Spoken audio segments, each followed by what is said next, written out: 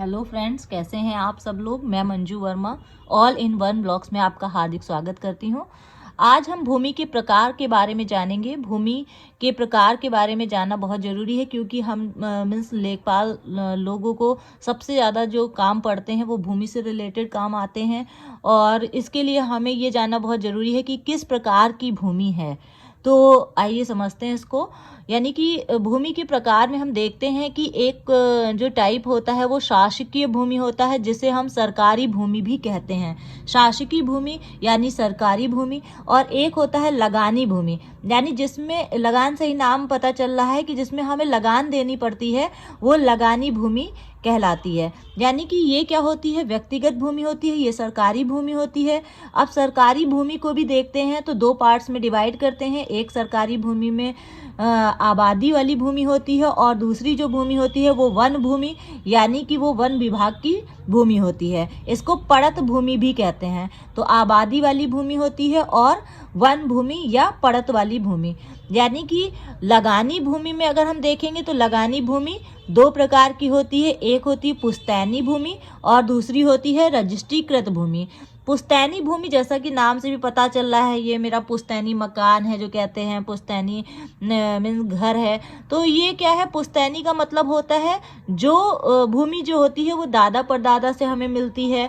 यानी कि क्या होता है, उत्तराधिकार से मिलती है, वरासतन से मिलती है। तो ऐसी भूमि को हम क्या बोलेंगे, पुश्तैनी भूमि बोलेंगे। और रजिस्ट्रीकृत भूमि यानी कि रजिस्ट्रीकृत भूमि का मतलब होता है जो, जैसे हमने कोई जमीन खरीदी, उसका बैनामा कराया, रजिस्ट्री कराया, या वसीयत के थ्रू हमें मिली है, दान पत्र के थ्रू मिली है, पट्टे के थ्रू मिली है, यानी उस पट्टे के थ्रू हमें आवंटन हुआ है। तो ऐसी भूमि को क्या कहते हैं, रजिस्ट्रीकृत भूमि कहते हैं। ठीक है। तो यानी कि जो लगान वाली भूमि, यानी कि ये जो भूमि होती है ये खुद के द्वारा बनाई जाती है, यानी कि स्वयं के द्वारा अर्जित की गई भूमि होती है। ठीक है। तो जो लगान वाली भूमि होती है, लगानी भूमि, यानी हम इसको स्वयं अर्जित करते हैं। जो सरकारी भूमि है ये दो प्रकार की होती है। एक तो आबादी भूमि होती है, दूसरी वन भूमि होती है या पड़त भूमि के नाम से भी जानते हैं। वन भूमि का मतलब होता है जो वन विभाग की भूमि होती है। आपने देखा होगा वन विभाग की भूमि, तो ये जो होती है सरकारी होती है। ठीक है। आबादी वाली भूमि जो होती है वो दो प्रकार की होती है। एक तो पट्टे की भूमि होती है, एक नजूल की भूमि होती है। तो पट्टे की भूमि जो होती है, यानी कि पट्टे की भूमि, पट्टा क्या होता है इसको हम एक नेक्स्ट वीडियो में हम बताएंगे कि पट्टा क्या होता है, पट्टे के माध्यम से भूमि कैसे आवंटित की जाती है। नजूल भूमि के लिए अलग से बनाएंगे। तो यानी कि पहले डिटेल में इसके बारे में हम चर्चा करते रहेंगे नए वीडियो में। तो इसमें हम जान लेते हैं कि आबादी वाली जो भूमि होती है वो दो प्रकार की होती है। एक तो पट्टे की भूमि होती है, एक नजूल भूमि होती है। पट्टे की भूमि जो होती है वो तीन प्रकार की भूमि का पट्टा होता है, यानी तीन प्रकार की भूमि का पट्टा होता है। एक तो ऊसर होता है, बंजर होता है और परती भूमि होती है। ठीक है। तो तीन प्रकार की भूमि जो होती है वो पट्टे वाली भूमि होती है, ऊसर, बंजर और परती। ऊसर भी पता होगा आपको, बंजर भी पता होगा और शायद आपको परती भूमि के बारे में भी पता हो। अगर नहीं पता है तो हम बता देते हैं। यानी कि जो ऊसर भूमि होती है इसमें लवणों की अधिकता पाई जाती है, यानी कि जो लवण की मात्रा होती है वो अधिक होती है और इसमें जो उत्पादन होता है वो बहुत कम होता है या नहीं होता है उत्पादन। और जो बंजर भूमि होती है ये सूखी भूमि होती है, यानी कि ये जो ज़मीन होती है वो बहुत ज़्यादा सूख जाती है और इस पर फसल उगाई ही नहीं जा सकती है।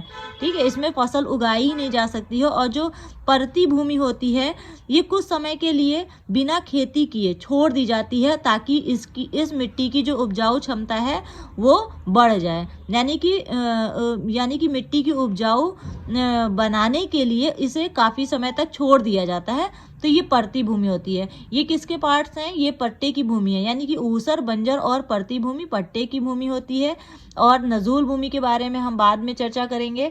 वन विभाग की भूमि हो गई पुश्तैनी, यानी कि जो जमीन होती है वो हमें वरासतन के थ्रू मिलती है। और रजिस्ट्रीकृत भूमि जैसे बैनामा करा लिया है, वसीयत के थ्रू मिली है, दान पत्र के थ्रू मिली है या पट्टे के माध्यम से मिली है, यानी कि हम स्वयं इसे अर्जित करते हैं।